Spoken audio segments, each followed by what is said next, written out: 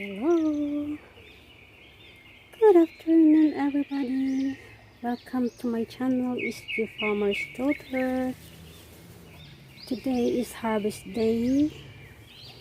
Mga kaibigan, tingnan nyo naman. Ito yung pipino ko. Cucumber. Ayan. Mayroon na po siyang maliit dyan. At itong iba naman, mga kalabasa, pumpkin. Ito naman yung kamatis, tomato. Ayan po. Malaki na po siya. At yung zucchini, ayan po. Ayan. Isa na po ang na-harvest ko. Tapos ngayon, mangunguha ako ng bulaklak ng kalabasa. Kinugulay daw pala yun eh. So, ako yung magsusuot muna ng gloves dahil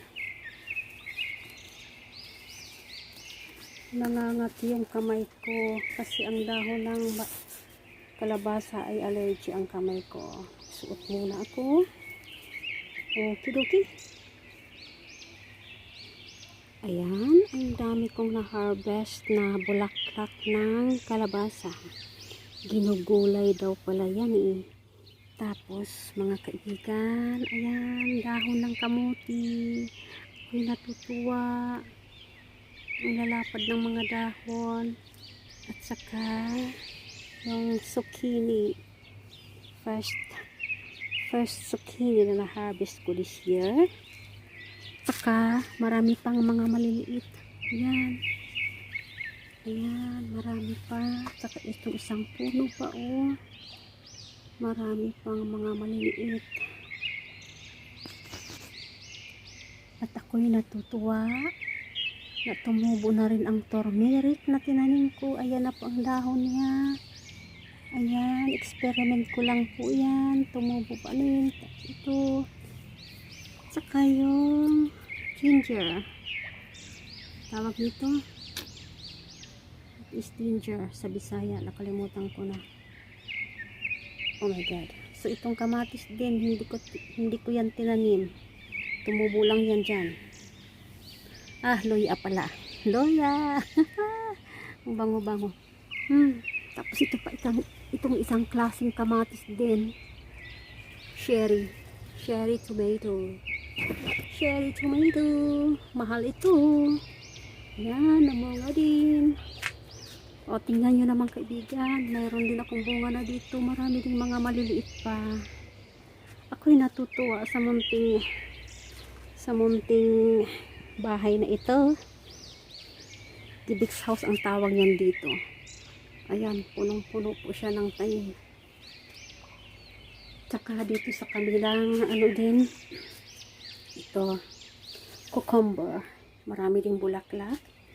Saka itong klase din cherry tomato.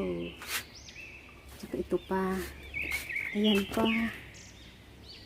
Ako'y mangunguha mamaya ng salad. Ihahalo ko po sa kamatis.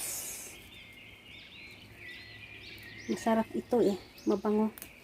Ang lasa niya is may lasang amoy at saka ng nuts. Gustong gusto ko ito. Hinahalo ko sa salad. Ito po siya.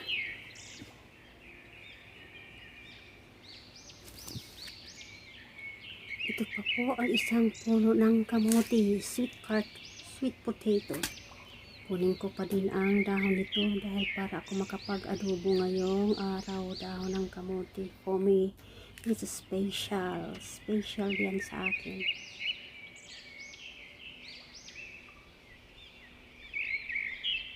So, dito naman ako mag-harvest sa Bagidens kasi ang dami na naman. Nag-harvest ako last Saturday. Lunes ngayon. Ang dami na naman mga kapatid. Harvest ko ito para naman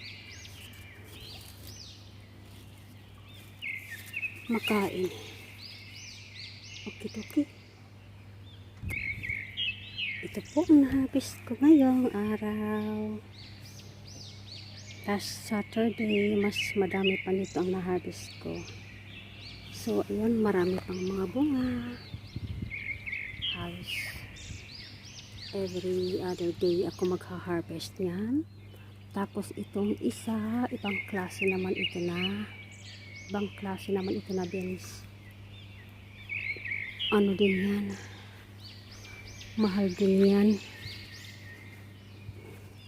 Kung bibilihin. Ayan. Parang ganito po siya, mga kaibigan. Yung mahaba siya na flat. Parang ganyan. Ano ba to? Yan. Yan. Hindi pa siya kasi masyadong ano eh. Yan. Lalaki pa yan. Tahaba.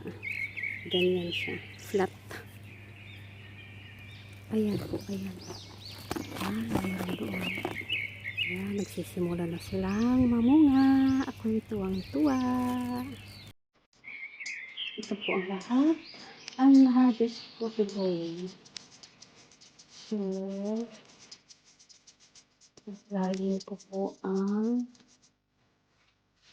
dahon ng kamuti. Ayan. Magkala na lang kasi hindi sila naman akong kakain ito. Madarami ito ito. Ayan ito pa lahat. Ayan ito pa